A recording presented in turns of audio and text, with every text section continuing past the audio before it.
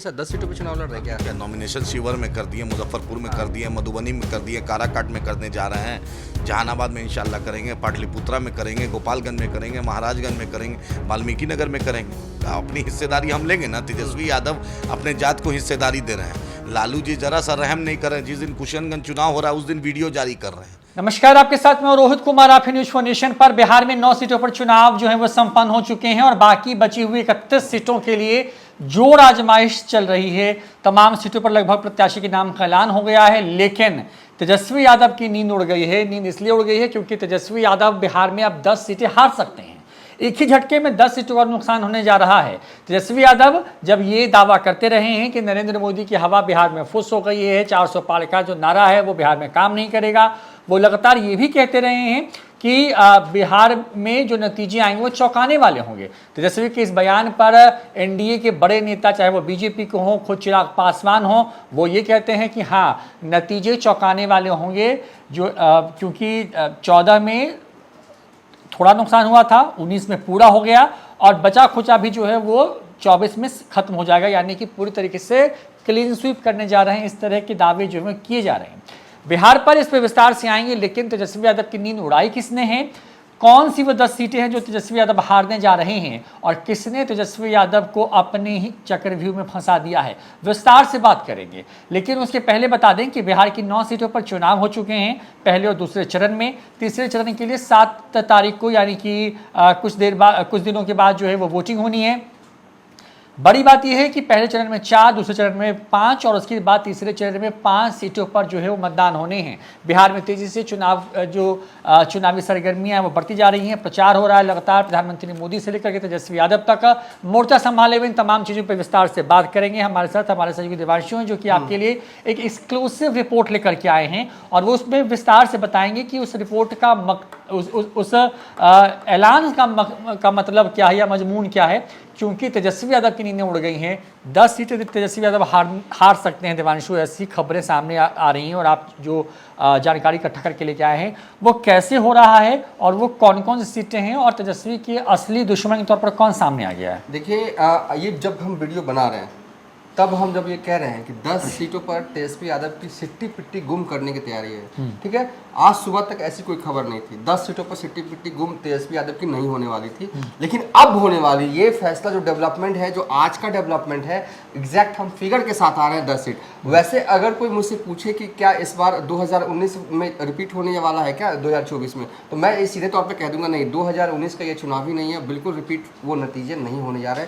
8 seat पर तेजस्वी यादव अभी भी बहुत ही स्ट्रॉन्ग जोन में है, लेकिन वो कौन सी 10 सीटें हैं जहां पर सिट्टी पिट्टी गुम अचानक जो है वो तेजस्वी यादव की हो गई है? 10 या उससे कह दे, एक आध कम भी कर दे, अगर 8-9 भी कह दे तो वो ठीक होगा।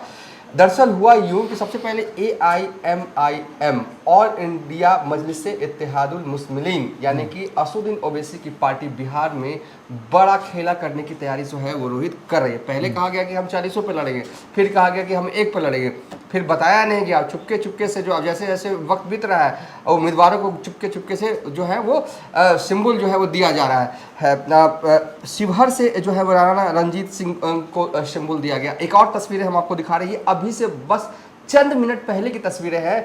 पहली दफ़ा इन 10 सीटों में महिला उम्मीदवार को टिकट दिया गया है और निषाद समाज की महिला को टिकट दिया गया है। विजुअल्स देखिए, साड़ी पहने हुई महिला आपको स्क्रीन पर नजर आ रही है, सोफे पर बैठी हुई नजर आ रही है। ये महिला उपेंद्र कुशवाहा को चुनौती नहीं देंगी, ये महिला तेजस्वी यादव को या कहें कि महागठबंधन के उम्मीदवार को काराकाट में चुनौती देने जा रही हैं। महिला का नाम है प्रियंका चौधरी, जिसे आज ही अख्तरुल ईमान साहब ने टिकट जो है वो दिया है। पीला वाला लिफाफा जो है वो देख सकते हैं।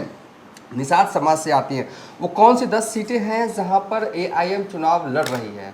तो एक तो किशनगंज, जहां पर चुनाव हो गया, जो होना था वो हो गया, दूसरा चरण बंद है। हाँ, दूसरे चरण में काराकाट से जो है वो चुनाव लड़ रही हैं प्रियंका चौधरी। देखिए, हम सिर्फ ये सीट नहीं बताएंगे, हम आपको एक्सक्लूसिव जानकारी दे रहे वो कौन कौन से उम्मीदवार होंगे हर सीट पर। उम्मीदवारों का खुलासा भी करने जा रहे हैं और अभी तक ये सार्वजनिक तौर पर AIMIM की तरफ से उम्मीदवारों के नाम का ऐलान नहीं किया गया। इस वीडियो में एक्सक्लूसिव हम आपको उम्मीदवारों के नाम भी चलिए बता देते हैं, ठीक है।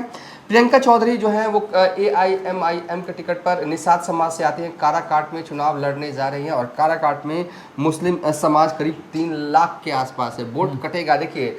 और ये निषाद समाज से आती है और काराकाट में निषाद समाज करीब कहा जाता है कि 2 से 2.5 लाख हो सकते हैं, मोटी तौर पे ये आंकड़ा बता रहे हैं, ठीक है। डबल एम बाई इसी समीकरण के सहारे 2024 के बेतरनी पार करने की कोशिश में है तेजस्वी यादव। यहाँ पर एम काराकाट में काटने की तैयारी में प्रियंका चौधरी, क्योंकि AIMIM की उम्मीदवार है। दूसरी ओर निषाद से भी आते तो कुछ तो निषादों में उनकी पकड़ होगी, अपने परिवार वाले, अपने गोतिया वाले या अपने दोस्त वोस्त फ्रेंड व्रेंड, तो इससे में भी कुछ कट सकता है, अपने गांव वाले, कुछ भी हो सकता है। तो AIMIM हालांकि यहाँ पर RJD के उम्मीदवार नहीं है, यहाँ पर कुशवाहा समाज के उम्मीदवार चुनाव लड़ रहे हैं, लेफ्ट पार्टी के लड़ रहे हैं, लेकिन फिर भी डैमेज तो महागठबंधन के उम्मीदवार को ही करेंगे, ठीक है। हाँ, और ये टच जो है वो उपेंद्र कुशवाहा वाले वोट बैंक टच मुझे लगता है कि नहीं हो पाएगा, लेकिन AIMIM काराकाट में बड़ा नुकसान पहुंचा सकती है, वो कर रही है। कितने सीटों पर चुनाव से बाकी में सर 10 सीटों पर चुनाव लड़ रहे हैं क्या नॉमिनेशन शिवर में कर दिए, मुजफ्फरपुर में कर दिए, मधुबनी में कर दिए, काराकाट में करने जा रहे हैं, जहानाबाद में इंशाल्लाह करेंगे, पाटलिपुत्रा में करेंगे, गोपालगंज में करेंगे, महाराजगंज में करेंगे, वाल्मीकि नगर में करेंगे। अपनी हिस्सेदारी हम लेंगे ना। तेजस्वी यादव अपने जात को हिस्सेदारी दे रहे हैं, लालू जी जरा सा रहम नहीं कर रहे हैं। जिस दिन कुशनगंज चुनाव हो रहा है उस दिन वीडियो जारी कर रहे हैं, तो ये तो दोहरी नीति नहीं ना चलेगी। वीडियो जारी करने में क्या दिक्कत, अपने पार्टी का प्रचार करेंगे नहीं, एकदम जिस दिन इलेक्शन होता है उस दिन आप breach of model code of conduct है, उस दिन कोई भी कैंपेन के लिए जहां वोटिंग हो रही है उस दिन वोट आप लालू जी नहीं कर सकते। लालू जी को इतनी जानकारी है, ये total gross violation of model code of conduct है। और तेजस्वी यादव से पूछना चाहता हूं, जब आपने अख्तरुल ईमान साहब का वोट ऑफ ट्रस्ट में साथ लिया, स्पीकर के चुनाव में साथ लिया, जब भी भाजपा के खिलाफ ज़रूरत पड़ी आपने अख्तरुल ईमान साहब का साथ लिया, ऐसी क्या मजबूरी होती है, ज़रूरत पर आप हाथ जोड़ लेते हैं? फिर ऐसा क्यों? आपने एक दंगाई को आपने जिसने मुसलमानों को गाली दिया, अजय निषाद को किस बुनियाद पर टिकट दिया मुजफ्फरपुर से? आपने दीपक यादव को वाल्मीकि नगर से किस बुनियाद पर दीजिए? जिस पर भाजपा का जो आदमी है, जिसने मुसलमानों को नफरत फैलाया, जिसने मुसलमानों को गाली दी, आपने अखिलेश सिंह के बेटा को किस बुनियाद पे टिकट मिला है? CA/NRC पे जो साथ देता है तेजस्वी यादव बतलाएं, राहुल गांधी बतलाएं, जो CA पर जिसने साथ दिया उसको आप टिकट दे रहे हैं। आपने मुसलमानों को क्या हिस्सेदारी दी सिवाय 2 टिकट के? जिसकी जितने भागीदारी उसकी हिस्सेदारी, तो मुसलमान की हिस्सेदारी 2 टिकट है क्या पूरे बिहार में? और तेजस्वी यादव चाहते हैं कि मुसलमानों का रैयत बन के रहेगा। तो बेसिकली आप तेजस्वी यादव की सिट्टी पिट्टी गुम करना चाहते हैं, मतलब ये कहना चाहते हैं? हम तेजस्वी यादव की सिट्टी पिट्टी, हम नरेंद्र मोदी की सिट्टी पिट्टी गुम कराना चाहते हैं, हम JP नड्डा का चाहते हैं, अमित शाह का चाहते हैं, सम्राट चौधरी का चाहते हैं, विजय सिन्हा का चाहते हैं, नंदकिशोर यादव को चाहते हैं कि बिहार में 10 साल ने आपने भाजपा ने बिहार को कुछ नहीं दिया, विशेष पैकेज के नाम पर आपने कुछ नहीं दिया, और तेजस्वी यादव ने भी कुछ नहीं दिया। तेजस्वी यादव जो बाँह फैलाते हैं, मुसलमानों को हिस्सेदारी नहीं दी। ये जो आप बता रहे हैं कि आप लड़िएगा, जो शिवहर लड़ रहे हैं, मुजफ्फरपुर लड़ रहे हैं, महाराजगंज, किशनगंज, गोपालगंज, पाटलिपुत्रा, वाल्मीकि नगर, जहानाबाद और बक्सर में भी और जहानाबाद तैयारी कर रहे हैं। इन सीटों पर लड़िएगा, वोट कटेगा महागठबंधन का, हारेगी महागठबंधन, मजबूत होगी NDA। कैसे मजबूत होगा? हम जीतेंगे, अल्लाह ने चाहा तो जीतेंगे भाई। 0 सीट है। तेजस्वी यादव से पूछिए ना कि 2019 में तेजस्वी यादव का कितना MP है? मेरा 2 MP है, कांग्रेस का सिर्फ 1 MP है। जहां हम लड़े थे वहां जावेद साहब जीत गए थे, तो हम तो उनसे MP में भी ज्यादा है। अरे मेंबर ऑफ पार्लियामेंट मेरा ना लोकसभा में ज्यादा है। जब आप 14 में नहीं हरा पाए मधुबनी में, जब पाटलिपुत्रा में आपकी बहन नहीं हरा पाई, तो मुझे मौका दीजिए। जहां MIM लड़ रही है वहां मुझे मौका दीजिए, जहां आप लड़ रहे हैं आप देखिए, आप हराइए, मुझे मौका दीजिए, हम हराएंगे। भाजपा का आपके क्या अंडरस्टैंडिंग है दुनिया जान रही है। सब भाजपाई को तो आप टिकट दे रहे हैं और आप हम पर इल्जाम लगाते हैं। और ये चुनाव सेमीफाइनल है, बिहार विधानसभा इंशाल्लाह ताला फाइनल चुनाव MIM लड़ेगी। और शिवहर में देख लीजिए, राणा रणजीत सिंह राजपूत समाज के एक नेता को जो है वो यहाँ पर चुनावी रन में उतारा गया। और जब वहाँ पे लड़ाई जो है राजपूत वर्सेस वेस्ट की होती जा रही है, वेस्ट की है, तो यहाँ पे हो सकता है कुछ भी वोट काटे तो राजपूत कटेगा, तो यहाँ पर एनडीए को आप मान सकते हैं, लेकिन कहा जाता है AIMIM के टिकट पर चुनाव लड़ रहे हैं। तो वहाँ पे जो- मुस्लिम वोटर हाँ, जो भी शिवहर के जो मुस्लिम वोटर है, जो कि तेजस्वी यादव की ढाल है, तेजस्वी यादव की ताकत है, उसमें से हमारी हुई। और उसमें मुझे लगता है कि सर बिहार में सबसे ज़्यादा मुस्लिम बहुल्य अगर जो चुनिंदा सीटें हैं उसमें से ढाका वाली सीट जो है वो शिवहर लोकसभा के अंदर ही आती है। बिल्कुल बिल्कुल, ढाका में मुस्लिमों की आबादी का अच्छी खासी है। मुजफ्फरपुर देखिए, सबसे ज़्यादा डैमेज जो है वो यहाँ महागठबंधन के उम्मीदवार जो हैं वो अजय निषाद को यहाँ होने जा रहा है। देखिए, अजय निषाद जब बीजेपी में थे तो मुसलमानों को लेकर कुछ ऐसा हुआ था, मैं उस पर अभी नहीं जाना चाहता हूँ, जिसको लेकर अब उम्मीदवार हैं और जहाँ भी जा रहे हैं मुस्लिम के घरों में या टोलों में तो माफ़ी मांगनी पड़ रही है। और कई जगहों पर तो हो रहा है कि मुसलमान उन्हें कह रहे हैं भैया आप जाइए यहाँ से, हम तो आपके वोटर है ही नहीं, ऐसी भी सिचुएशन आ चुका है। तो लेकिन फिर भी मुसलमानों को करना क्या था, वोट तो महागठबंधन के उम्मीदवार को ही देते, ऑप्शन उनके पास नहीं था। लेकिन अब ऑप्शन मुजफ्फरपुर में मुसलमानों को मिल गया है। अंजारुल हसन वहाँ के उम्मीदवार होने जा रहे हैं। हालांकि ये आधिकारिक ऐलान अभी हुआ नहीं है AIMIM की तरफ से, लेकिन उससे पहले हम आपको नाम बता रहे हैं कि मुजफ्फरपुर से AIMIM के टिकट पर अंजारुल हसन जो है वो चुनाव लड़ने जा रहे हैं। इसी तरीके से महाराजगंज में अखिलेश्वर शर्मा भूमियार समाज से आते हैं, उनको टिकट दिया जो है वो गया। महाराजगंज का समीकरण देखिए, वहाँ से कांग्रेस के प्रदेश अध्यक्ष अखिलेश सिंह के बेटे आकाश सिंह हाँ चुनाव में है, तो दूसरी तरफ जनार्दन सिकरीवाल चुनाव में है, और ये अखिलेश्वर सिंह भी आ गए हैं चुनाव लड़ने। एक दो भूमियार वाला कॉम्बिनेशन हो गया है, और प्लस महाराजगंज से AIMIM की तरफ से अखिलेश्वर शर्मा जो है वो चुनाव लड़ने जा रहे हैं। किशनगंज से अकरुल इमान साहब लड़ चुके चुनाव। गोपालगंज से दशरथ मांझी को जो है वो टिकट दिया जा रहा है। पाटलिपुत्र से भी चुनाव मीसा भारती के खिलाफ मतलब कि मीसा भारती को भी डैमेज जो है वो AIMIM करने जा रही है। फारूक रजा जो है उम्मीदवार का नाम है, अभी औपचारिक ऐलान नहीं हुआ, ऐलान से पहले हम बता रहे हैं। इसी तरीके से वाल्मीकि नगर में डॉक्टर राशिद जो है वो चुनाव लड़ने जा रहे हैं।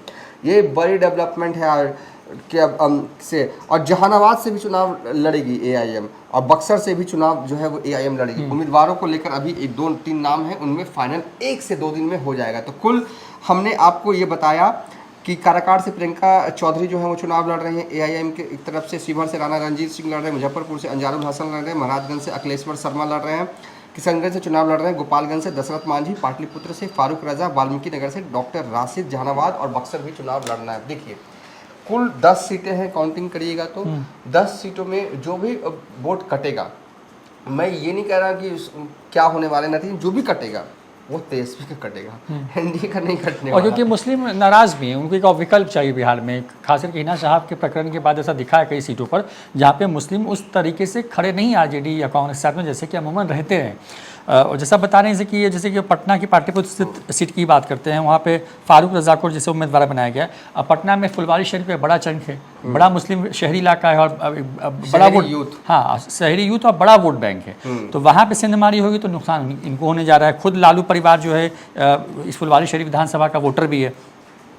गोपालगंज में देखिए दशरथ मांझी को मौका दे दिया है, वहाँ पे लड़ाई भी दिलचस्प करने की कोशिश हो रही है। वाल्मीकि नगर में डॉक्टर राशिद हैं। तो मतलब कहीं ना कहीं क्योंकि ये जो देवांशु इसको थोड़ा सा ऐसा समझाइए कि क्योंकि ओवैसी की पार्टी जो AIMIM है उस पर ये आरोप लगता रहा है कि वो बीजेपी की बी टीम है।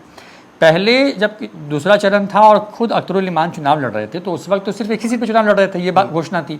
लेकिन फिर अचानक से 10 सीटों पर जब ये प्रत्याशी उतारेंगे और डैमेज अगर सीधे तौर पर अगर वो तेजस्वी यादव या महागठबंधन को करने जा रहे हैं तो आरोप तो यही लगेगा ना कि भाई बीजेपी से डील हो गई है उनकी। बीजेपी से डील हो गई, आरोप लगाने वाले लगाते रहे, लेकिन थोड़ा सा 2014 में AIMIM जो है वो सिर्फ मात्र 2 सीटों पर चुनाव लड़ी थी, तब भी बीजेपी का परफॉर्मेंस हाई था। इस बार यूपी में चुनाव नहीं लड़ रही AIMIM, लड़ना होता तो वहाँ पे भी उतार देती मुसलमानों का वोट काटने के लिए, लेकिन नहीं। बिहार में रैंडम ये प्लान चेंज किया गया, पहले तो एक था, ठीक है, कि अब नुकसान पहुंचाना। ये हुआ कि मुझे जो यहाँ से लग रहा है ना, देखिए अभी भी देखिए अगर बदला लेने वाली स्थिति होती तो मुस्लिम उम्मीदवार के खिलाफ मुस्लिम उम्मीदवार नहीं दिया गया है, मुस्लिम उम्मीदवार के खिलाफ ही उम्मीदवार नहीं दिया गया है जैसा कि ये हुआ अररिया और मधुबनी में। हाँ, ये RJD के उम्मीदवार की अगर हम बात करें तो RJD 2 सीटों पर चुनाव लड़ रही, मुस्लिम उम्मीदवार है। मधुबनी में अली अशरफ फातमी चुनाव लड़ रहे हैं और अररिया में शाहनवाज आलम लड़ रहे हैं। बगल की सीट थी ना, किशनगंज से अररिया की दूरी ही कितनी है, लेकिन यहाँ क्यों नहीं लड़ा गया? नहीं लड़ा गया। स्ट्रैटेजी की तरह कि मुस्लिम उम्मीदवार के खिलाफ हमें उम्मीदवार नहीं देना है, नहीं देना है। इसी ऐसा ही वो सिवान में भी कर रहे हैं।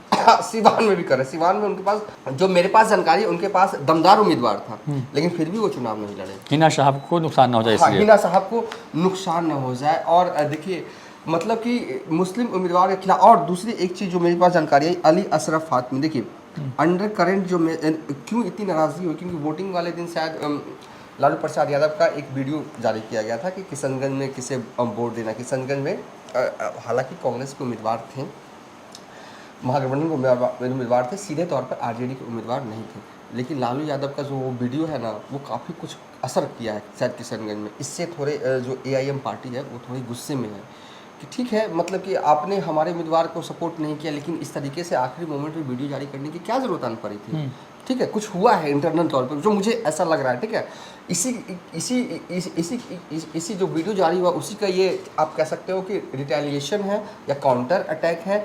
और हाँ, और दोनों जगहों पर जो मेरे पास असर ये मतलब AIM चाहती है, जो हमारे सूत्र बता रहे हैं कि अली अशरफ फातमी अगर एक बार फ़ोन कर देना बैरिस्टर साहब को, यानी ओवैसी साहब को, कि आप मतलब कि साइलेंट हो जाइए यहाँ पे, तो वो साइलेंट हो जाएंगे। मतलब कि इंटरनल तौर पर अंडर करेंट सपोर्ट भी हो जाएगा। अररिया में भी यही चीज़ होगा। मुझे लगता है कि अररिया में ये चीज़ है अंडर करेंट, तो मतलब कि उनको ये नहीं है कि मुस्लिम उम्मीदवारों से पूरी जो है वो हमदर्दी है। AIM इसी स्ट्रैटेजी के तहत बिहार में अभी चल रही है कि मुस्लिम उम्मीदवार के खिलाफ उम्मीदवार नहीं देना है। और जो मेरी पास जानकारी है कि अली अशरफ फातमी जो है वो मुंबई, दिल्ली और सऊदी से फ़ोन करवा रहे हैं, लेकिन वो खुद फ़ोन नहीं उन्होंने किया, बस उनके फ़ोन का इंतजार है। जब फ़ोन कर देंगे तो ये सब सूत्र के हवाले से जो मुझे बताते हैं उनके अगल बगल वाले लोग, उसके हिसाब से कि ये दोनों सीट पर जो हमारे सूत्र बता रहे हैं कि सपोर्ट रहेगा AIM का अंडर करेंट। मतलब मुस्लिम प्रत्याशी अगर महागठबंधन का है तो उसको जिताना है, और जहां पर मुस्लिम प्रत्याशी नहीं है वहां पर मुस्लिम वोट बैंक अपने साथ लाना है। हाँ, ताकि तेजस्वी यादव को मैसेज स्पष्ट दिया जा सके, क्योंकि अगर इन सभी सीटों पर एकदम अच्छे खासे अगर मुसलमानों का चंक अगर टूटा तो तेजस्वी यादव जो है वो चुनाव के बाद 2025 में AIM के सामने नतमस्तक भी होते हुए दिखेंगे रोहित, अगर नतीजे AIM के अनुकूल आ जाए तो। हाँ, अब उसको तो सब समझा देते हैं, क्योंकि वीडियो में बताया कि तेजस्वी यादव को जो 10 सीटें जहाँ पर बहुत तो उनकी सिट्टी पिट्टी गुम हो गई है, और जहाँ पर उनको अब ये डर सता रहा है कि वो चुनाव हार सकते हैं इन सीटों पर, वो विस्तार से हमने बताया। और किस तरीके से तेजस्वी यादव की RJD और महागठबंधन के खिलाफ AIM ने प्लॉटिंग की है वो बताया। अररिया और मधुबनी की सीट पर, क्योंकि वहाँ पर मुस्लिम प्रत्याशी दिए हैं RJD की तरफ से, और सिर्फ यही 2 सीटें हैं जहाँ पर तेजस्वी यादव की RJD ने 2 मुस्लिम प्रत्याशियों को उम्मीदवार बनाए हैं, वहाँ पर बिल्कुल AIM एक तरीके से कह सकते हैं कि समर्थन कर रही है प्रत्याशी का, लेकिन बाकी सीटों पर वोट काटने की फिराक में। अब देखिए 2-3 चीज़ों को समझिए कि क्यों ऐसा हो रहा है। साल 2020 में जब विधानसभा के चुनाव बिहार में थे, तब ओवैसी कई दफ़े ये चाहते थे कि उनको महागठबंधन का हिस्सा बनाया जाए। ऐसा हुआ नहीं, जिसके बाद एक तीसरा मोर्चा उपेंद्र कुशवाहा समेत बसपा, उपेंद्र कुशवाहा और इस तरह की पार्टियों ने बनाया, उसमें ओवैसी की पार्टी थी, और वो सीमांचल की 4 सीटों को जीतने में कामयाब हो गई। बड़ी बात यह है कि तेजस्वी यादव ने फिर उनके ही विधायकों को तोड़ लिया, और तोड़ करके, क्योंकि बीजेपी सबसे बड़ी पार्टी बन गई थी VIP पार्टी को तोड़ करके, तो तेजस्वी यादव ने उनके विधायकों को तोड़ा और फिर से नंबर 1 की कुर्सी पर वो काबिज हो गए।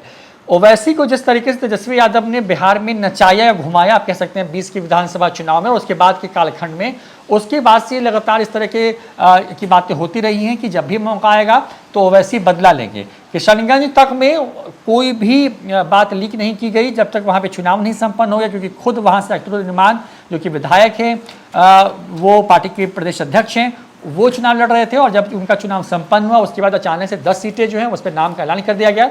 सबसे समझने वाली बात यह है कि सिवान में कोई प्रत्याशी नहीं दिया गया है, जहां पर हिना साहब जैसा बड़ा चेहरा मुस्लिम प्रत्याशी के तौर पर निर्दलीय चुनाव लड़ रहा है। पूर्णिया में जहां पप्पू यादव चुनाव लड़ रहे थे, और वहां पर क्योंकि तेजस्वी के खिलाफ की बात थी, वहां पर भी AIM ने कोई भी प्रत्याशी नहीं दिया।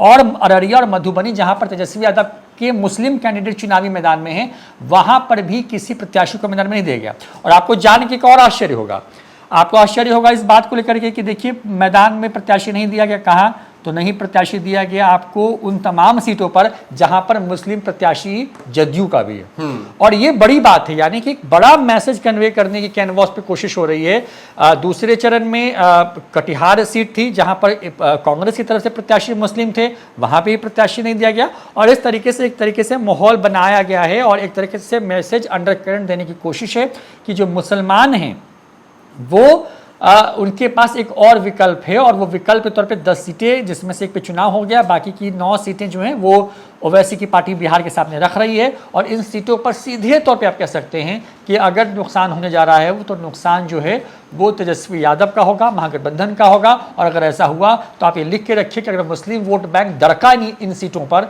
तो वहां पर तेजस्वी की बड़ी हार हो सकती है। फिलहाल इस वीडियो में इतना ही। दिखते ही न्यूज़ फॉर नेशन। नमस्कार।